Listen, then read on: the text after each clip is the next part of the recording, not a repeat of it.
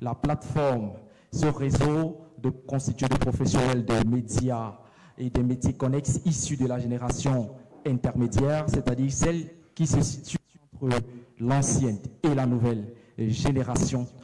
Les activités de la 3e édition d'académique démarrent à l'instant. Si vous nous rejoignez à l'instant, mesdames et messieurs, sachez que nous sommes en direct sur notre plateforme Médiaction Cameroun, la page Facebook, et bien sûr à Douala pour la tenue de cet événement qui connaît la présence d'un invité spécial. Mesdames et messieurs, il est avec nous depuis quelques minutes. Je vous prie de bien vouloir l'ovationner. Lui, c'est Jean-Vincent Chineron. Merci de l'ovationner.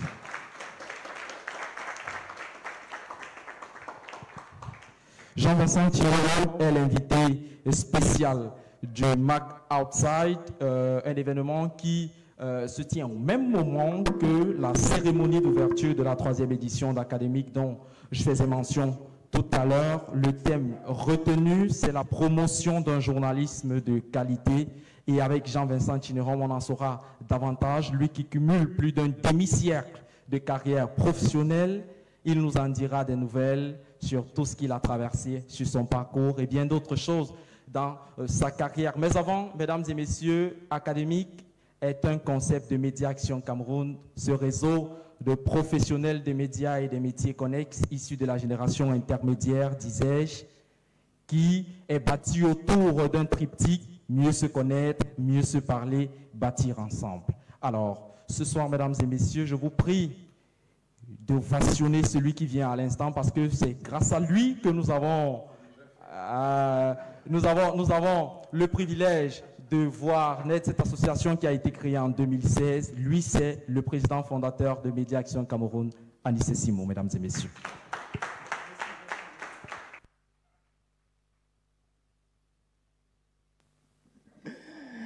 Voilà.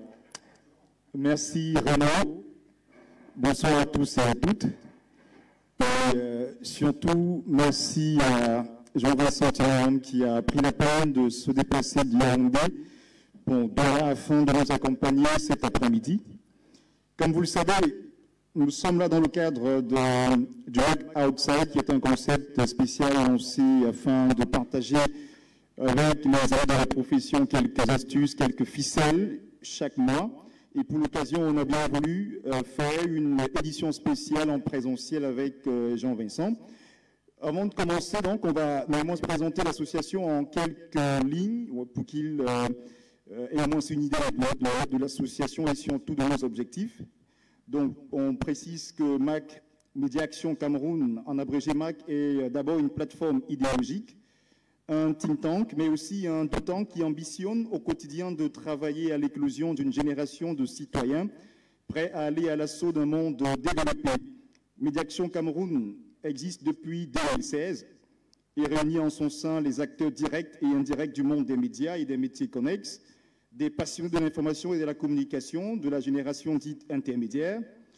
Au-delà d'une délimitation générationnelle, il s'agit d'un concept, d'un projet porteur d'une philosophie basée sur les bonnes pratiques de nos métiers.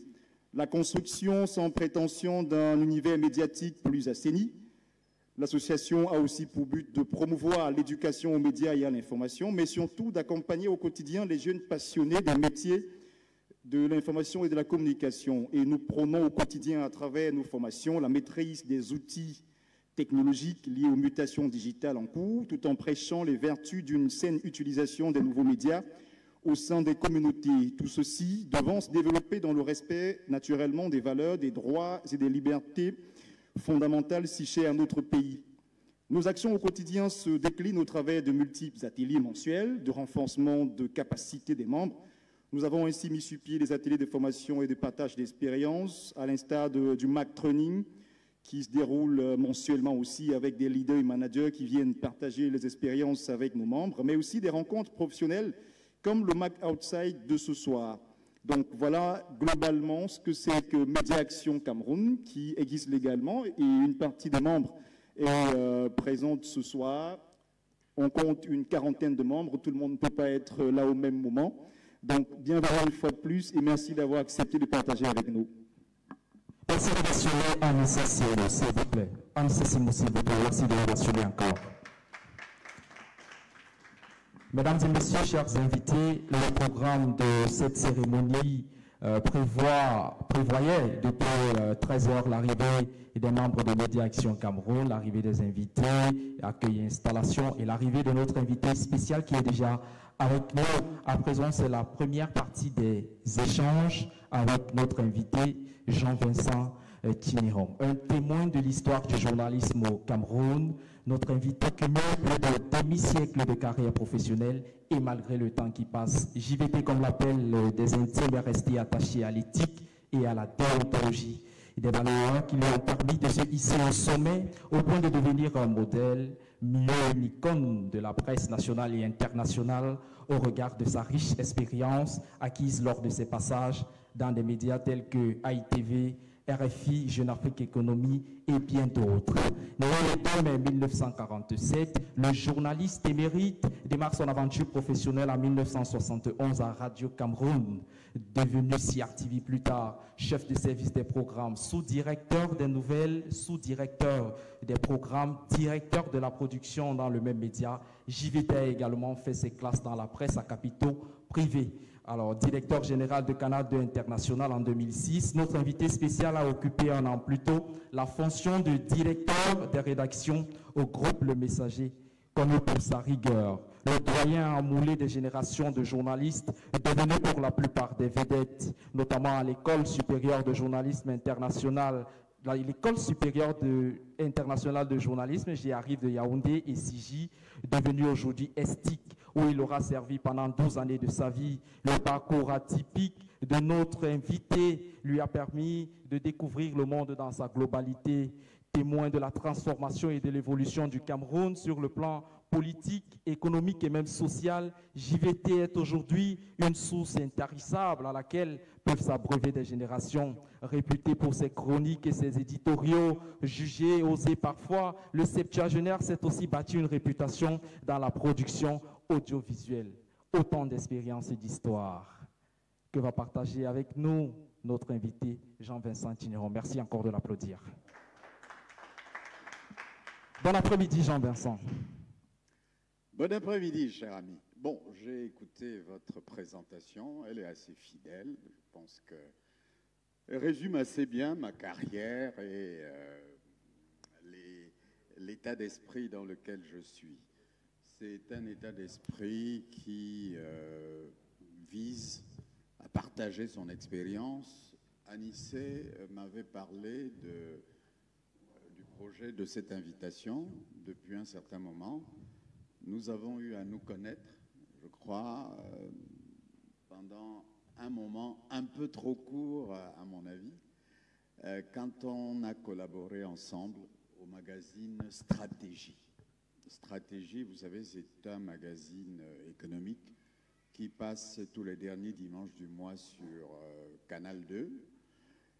J'en étais le directeur de la rédaction et il était un des jeunes reporters. Et vraiment, on a eu le temps de s'apprécier, de collaborer. Hein, il m'avait parlé de votre projet, de votre existence, de son envie que je vienne. Et là, bon, l'occasion s'est présentée après le Covid qui, bien que ne soit pas complètement achevé, nous laisse quand même un peu de répit ces temps-ci. Donc, voilà, je suis très content d'être avec vous et je pense qu'on va passer 2 heures d'échange très convivial. Le brevet. C'est ainsi qu'il a eu le courage de venir voir mes parents et mes parents ont accepté. Parce que c'était dans la pratique à l'époque de considérer que son enfant, ce n'est pas son enfant à soi, c'est l'enfant de la communauté. Et franchement, la pratique c'était que on avait l'habitude de confier son enfant à quelqu'un d'autre. Donc d'accord, donc voilà. Donc, ce qui fait que quand il a demandé à mes parents que je l'accompagne, ils n'ont pas refusé. Je crois que cette époque de ma vie est extrêmement importante parce que, vous voyez, un enfant qui est arraché à 10 ans de ses parents pour aller, c'est une rupture essentielle. Et c'est l'une des raisons pour lesquelles, d'ailleurs, ayant été enlevé de ma communauté de base, je n'ai pas d'accent typique. Vous voyez? C'est important de le dire. Je vais à Garoua, il me laisse à la maison tous les soirs. Vraiment, on dort dans le même lit. Il me laisse à la maison tous les soirs pour aller au camp des fonctionnaires, reviser ses leçons. Parce que son objectif, c'est de passer son BE. D'accord? Et moi, j'écoute la radio. J'écoute la radio tous les soirs. Et la radio qu'on écoutait à l'époque, c'était beaucoup Radio Brazzaville. On est en 57, hein? On est à 3 ans de l'indépendance. On est une colonie française. Et Radio Brazzaville, c'est la radio qui rayonne sur l'AEF, l'Afrique équatoriale française. Et comme j'étais seul, nous vivions à la mission catholique. Il avait trouvé un petit boulot de monitéron à la mission catholique. Nous vivions à la mission catholique, pas du tout dans le quartier ou quoi. Donc vous voyez, j'étais vraiment implanté dans une communauté complètement différente de la mienne. Donc j'écoutais la radio tous les soirs parce que c'était mon seul compagnon, hein, je n'avais rien d'autre à faire. Et quelque part j'ai dit, je parlerai un jour comme ces gens qui sont dans la boîte, à 10 ans. Il me semble, hein, franchement, évidemment on peut toujours enjoliver les histoires, mais très honnêtement, je pense que ma vocation vient de là. Je suis un homme de radio, de base, dans le sang, par la formation, comme vous verrez tout à l'heure.